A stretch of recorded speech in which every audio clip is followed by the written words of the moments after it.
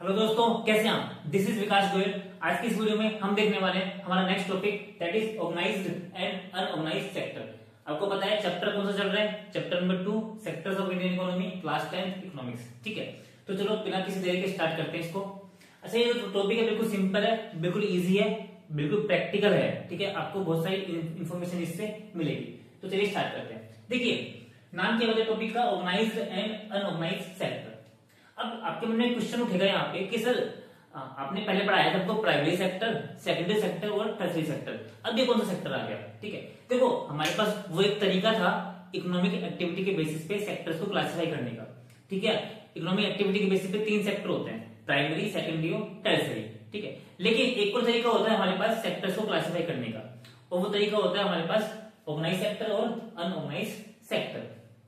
मतलब ये होता है कि कुछ बिजनेस ऐसे होते हैं जो सिस्टमेटिकली होते हैं, ठीक है, जो कैसे होते हैं? ऑर्गेनाइज्ड होते हैं। और कुछ बिजनेस ऐसे होते हैं जो सिस्टमेटिक नहीं होते हैं, मतलब अनऑर्गेनाइज्ड होते हैं। ठीक है, तो इसलिए यहाँ पे 2 सेक्टर बना दिए गए, ऑर्गेनाइज्ड और अनऑर्गेनाइज्ड।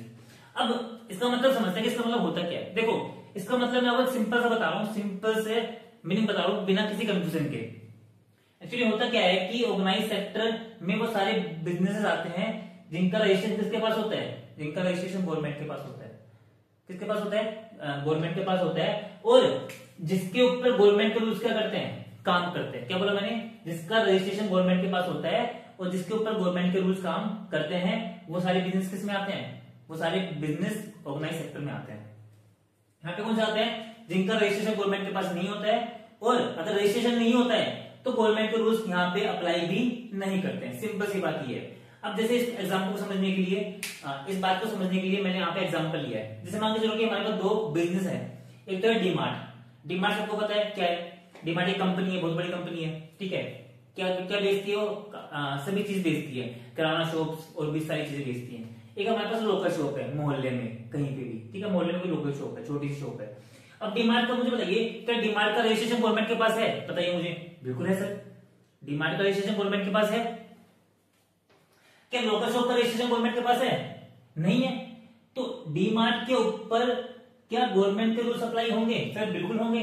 डीमार्ट एक रजिस्टर्ड बिजनेस है और डीमार्ट एक बहुत बड़ी कंपनी भी है, तो इसका मतलब डीमार्ट के ऊपर गवर्नमेंट के रूल्स अप्लाई होंगे। क्या लोकल शॉप रजिस्टर्ड बिजनेस है? नहीं है। क्या लोकल शॉप एक कंपनी है? नहीं है। क्या लोकल शॉप के ऊपर गवर्नमेंट के रूल्स अप्लाई होंगे? बिल्कुल नहीं होंगे। तो मतलब डीमार्ट के अंदर जो भी काम होगा ना, वो गवर्नमेंट के रूल्स के अकॉर्डिंग होगा, लेकिन लोकल शॉप में जो भी काम होगा ना, वो किसके अकॉर्डिंग होगा? वो होगा इसके मालिक के अकॉर्डिंग। मान लीजिए इसका मालिक मैं हूं, तो इसमें जो भी डिसीजन लेगा ना, वो कौन लेगा? मैं लूंगा, मेरे अकॉर्डिंग। यहाँ पे गवर्नमेंट का कुछ भी लेना देना नहीं है। अब जैसे इस चीज को मैं समझाता हूँ कुछ एग्जाम्पल से। ठीक है, तो ये तो हमने देख लिया पहला वाला कि डीमार्ट एक रजिस्टर्ड कंपनी है, यहाँ पे गवर्नमेंट के रूल्स अप्लाई होते हैं। ये लोकल शॉप क्या है? नॉट रजिस्टर्ड कंपनी है, यहाँ पे गवर्नमेंट के रूल्स अप्लाई नहीं होते।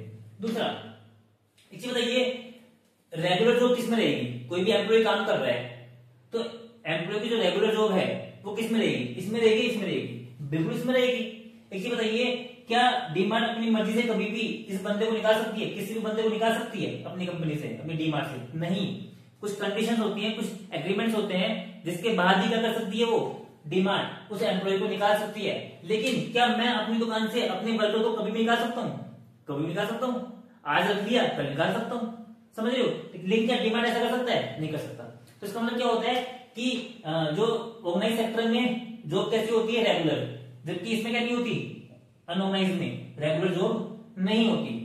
दूसरा, ऑर्गेनाइज सेक्टर में क्या होती है? जो लीव होती है ना, जो हम छुट्टी लेते हैं, वो पेड लीव होती है। जैसे मान के चलो आप किसी कंपनी में काम कर रहे हो डीमार्ट में, तो डीमार्ट में संडे की छुट्टी मिलती है आपको, तो उसके पैसे मिलते हैं? बिल्कुल मिलते हैं। लेकिन अगर मान के चलो कोई बंदा मेरी दुकान पे काम कर रहा है और वो संडे को नहीं आ रहा है, मैं उसको पैसे दे भी सकता हूँ और नहीं भी दे सकता, वो मेरी मर्जी है।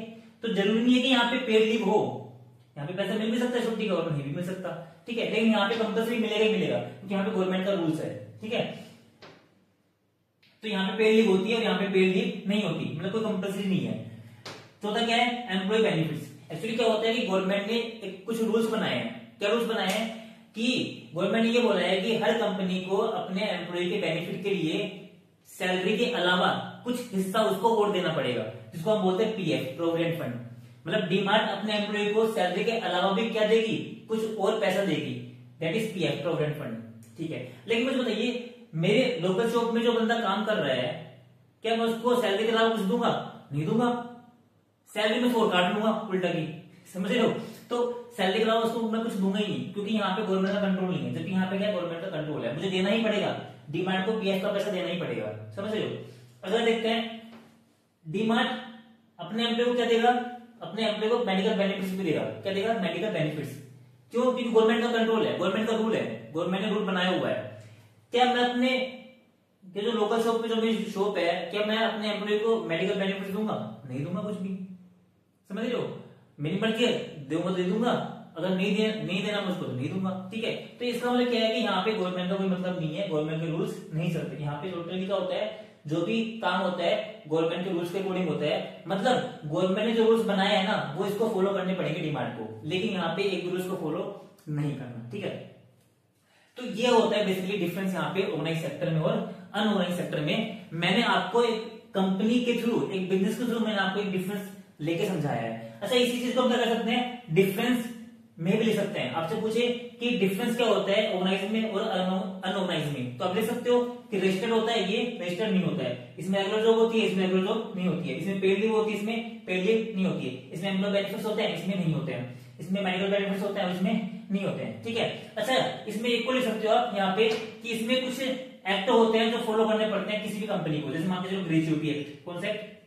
ग्रेच्युटी एक्ट, ठीक है? पेंशन एक्ट, काफी सारे क्या होता है हमारे पास एक्ट होते हैं, ठीक है? यहाँ पे कोई भी एक्ट फॉलो नहीं करना पड़ता, not follow any act, not follow any act, ठीक है?